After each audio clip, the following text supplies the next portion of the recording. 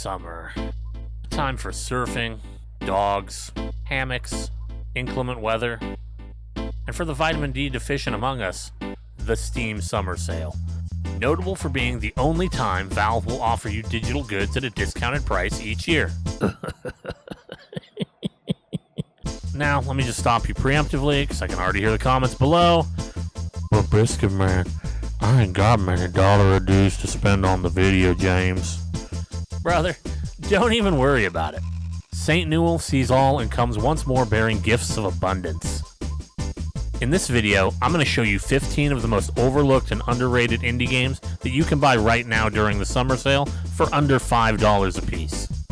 And these are going to be some deeper cuts. You don't need me to tell you about indie darlings like Hades or Slay the Spire.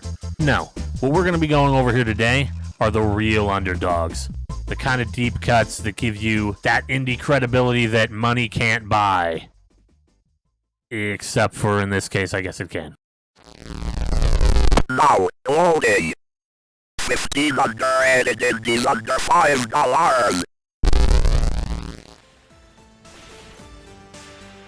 Coming in just under the $5 cutoff, we have Iconoclasts, which, full disclosure, is one of my favorite games of all time.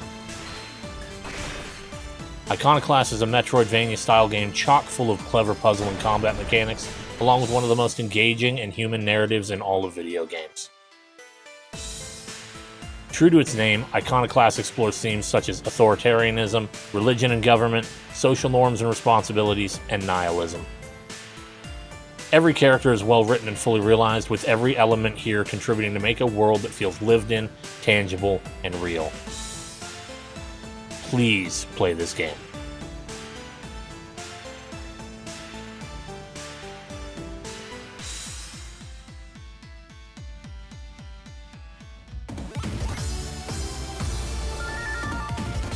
Another title just making the $5 cutoff is Spectacular Sparky, a, well, spectacular homage to the many Sega Genesis action platformers of old.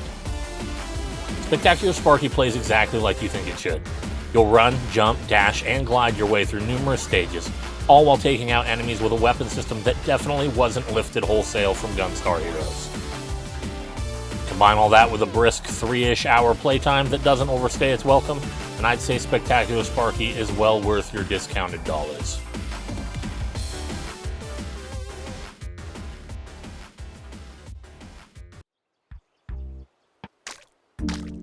Dipping down now to the sub $4 mark, we have Clickyland, a minimalist tower defense roguelike where your clicks are the currency.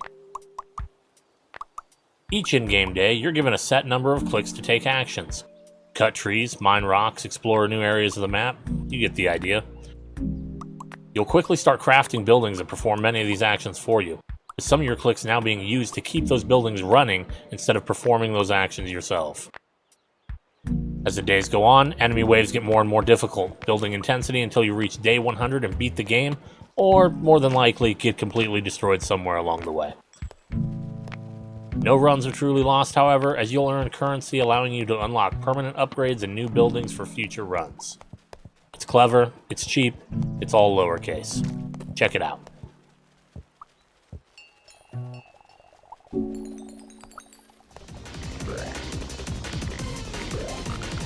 Another $3.99 banger is Vacant Kingdom, a colorful top-down bullet hell action RPG. Maybe you could call it a Zelda-like? I don't know, man. I'm not your boss.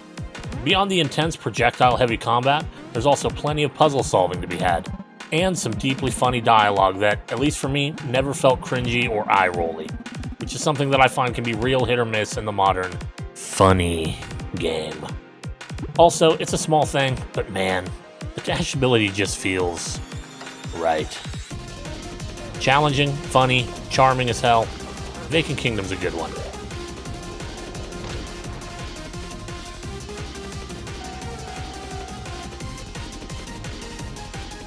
An ancient evil is rising.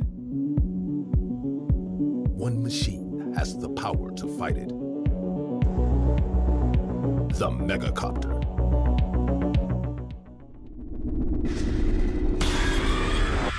Rounding out our $3.99 trio here, we have Megacopter, Blades of the Goddess. Man, How does one describe Megacopter?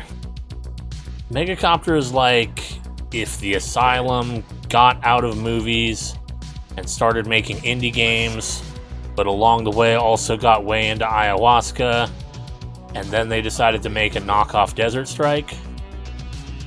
And that might sound like a slight, but it's really not. Megacopter is dumb as shit in all the best ways, and still manages to be a competent video game underneath the high concept goofiness. Blades of the I will personally take more Megacopter, please. lock and load. Kill 'em all. You want something, say, 50 cents cheaper than Megacopter? Astrodle is a narrative-driven incremental game where you travel through space, upgrade your ship, and convene with the gods. Look, you know we love a good incremental game here on the channel, and Astrodle is no slouch. The narrative is interesting enough, the UI and presentation are clean and intuitive, and at 15 to 20 hours for a playthrough, there's plenty here to chew on without getting lost in the incremental sauce. Also, special shoutouts to the in-game achievement system, which often requires clever use and abuse of specific game mechanics to overcome these challenges. I love an incremental game that requires more than just make the numbers go up until you win, and Astrodle is definitely one of those games. Making our way down now to the under $3 category, we have Talented, another tower defense roguelike.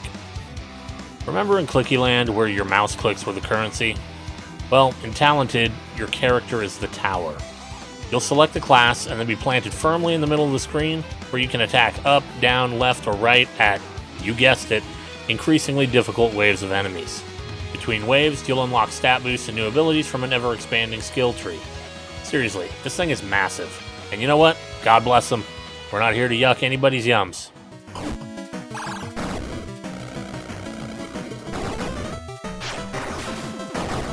Coming in at a cool $2.99, we have Astrolancer, a tightly paced action shoot-'em-up that seems to be more than a little inspired by the classic NES game, The Guardian Legend. Much like 1989's Guardian Legend, Astrolancer features two distinct styles of gameplay that you'll switch between as you work your way through the campaign.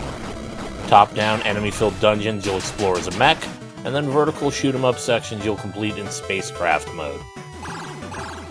When you combine that with challenging bullet hell bosses and a surprisingly engaging story, it makes Astrolancer an easy recommend, even if you're not familiar with the material it is so clearly influenced by.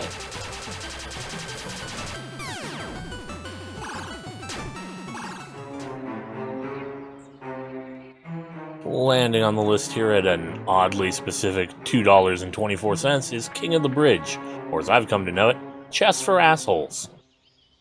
King of the Bridge is a clever little puzzle game where you're faced with the simple task of beating a bridge troll in a game of chess. Problem is, this version of chess doesn't have the same rules of regular chess. How pieces can move, how they interact, all completely different. Worse yet, the rulebook you're given is only partially filled out, and if you make any mistakes at all, the troll will rightly call you out as a cheater and instantly win the game. And, of course, the troll uses his knowledge of the rules to cheat against you constantly, forcing you to accurately call out and cite the rulebook when he cheats. Get it right, gain a slight advantage. Get it wrong, yeah, he instantly wins. I'd start studying now. What's the deal with all these hyper-specific low $2 discount prices? Just saying. Jerry Seinfeld. Tiny Breakers Camp. Look, I'm a sucker for games that can be summed up as, it's like blank, but with blank. Guess what? Tiny Breakers Camp. It's like Breakout with RPG elements. That's it. That's the pitch. In all seriousness, after the few hours it had taken for me to finish everything up, I was left wanting a little more than what was provided. An endless mode, maybe some other classes to upgrade. I don't know. I guess leaving wanting more is kind of a good sign, right? It's also just a couple of bucks, so what do you want? What do you want? In the distance, a castle awaits a hero. We finally hit sub $2, and I can think of no better game to get us there than Creepy Castle. Creepy Castle is a lot of things. Part Metroidvania, part RPG, part WarioWare-style minigame collection, but more importantly, big heart Gain and big charm. hand over your foe. The gameplay can honestly be a little cumbersome and simplistic at times, but if you find that the story and characters aren't propelling you forward, 1, you should probably stop playing, and 2, I feel really sorry for you. For me, when considering video games as creative expression of self, Creepy Castle stands out as a certifiable masterpiece, created in a time long past by a developer long gone. $1.59? Sheesh! Getting down to it now, boys. I'll be honest with you, I have no idea what's really going on in Radical Rabbit Stew. I mean, yes, no shit, it's a top-down puzzle game, got that. I also know that it evoked strong feelings within me of like, hey, this is like an obscure Super Nintendo game I would accidentally rent at random over the weekend as a kid, and maybe not think about again until sometime in my late 30s when I'm sad and longing for simpler times. Beyond that, though, you got me, man. You're like a blue chef dude whose mission is to smack each and every bunny into their own boiling water pot rocket ship and send them to space. You know, that old bag. Seriously, though, this game is A-okay. Clever puzzles and clever bosses, no complaints here. If that's not a good enough sell, this game was developed by Pugstorm, who would go on to create recent massive indie mega hit Core Keeper, so you know the cred is real.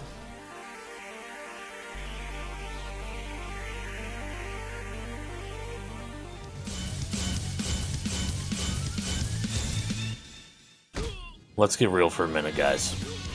If you identify with the recent pairing as a garbage video game mechanic for ugly babies movement, you might want to close your ears and eyes for this next one, because coming in at a lean, mean $1.49, we've got Way of the Passive Fist. One of them kick and punch dudes kind of games where you don't really do either. Hey, have you ever wanted to do a pacifist run of Streets of Rage 2? May I present to you Way of the Passive Fist.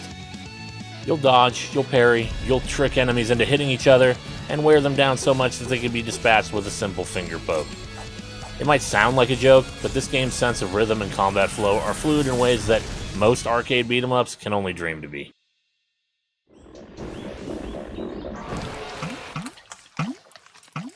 Another $1.50 special for you. Slime Sand. The Super Slime Edition. Super Meat Boy, Celeste, They Bleed Pixels, The End Is Nigh, all commonly cited as some of the best precision platformers indie gaming has to offer. For me, Slime Sound sits right there with them. Blazing fast, responsive controls, and that perfect, shit, just one more try every time you screw up a jump and die, which will be often. If those sorts of things really resonate in your little monkey brain as it does in mine, then give Slime Sound a shot. I think you'll really enjoy it.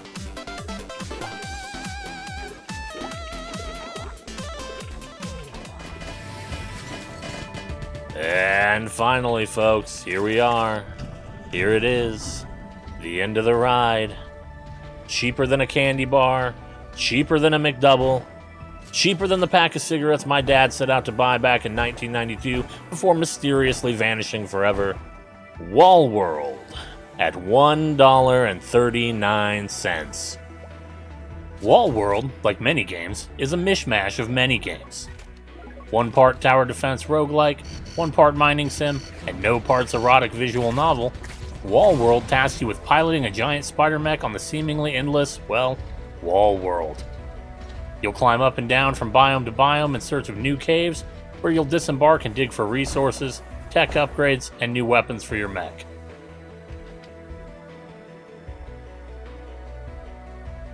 Don't get too comfy though, because every so often the alarm will ring and you'll need to race back to your mech to fight off wave after wave of scary bio, robo, alien whatevers. Get killed? Unlock new upgrades between runs so that you can explore further next time. You know how this shit works.